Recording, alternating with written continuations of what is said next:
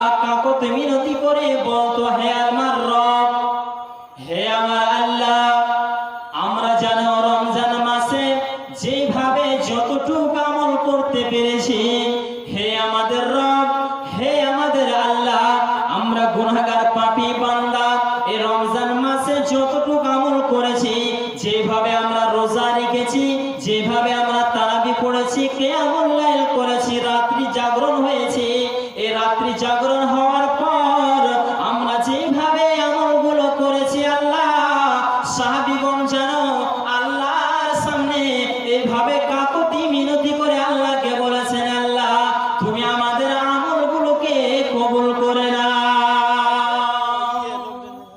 জি, সাহাবীরা বলেছেন, আল্লাহ তুমি আমাদের আমলগুলোকে তুমি কবুল করো, আমরা যে আমলখানা করেছি আল্লাহ তুমি কবুল করো।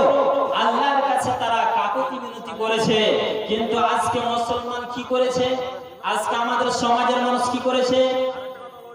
বন্ধুরা আমার, যখন রমজান মাস শেষ হয়ে গিয়েছে, তো মুসলমান সবার আগে কি করেছে? তো আল্লাহর মসজিদে যেন তালা লাগিয়েছে, মুসলমান যেন মসজিদকে ছেড়ে দিয়েছে, মুসলমান আর যেন মসজিদে যাচ্ছে না, আর যেন নামাজ পড়ছে না, মুসলমান যেন আল্লাহকে ভুলে গিয়েছে।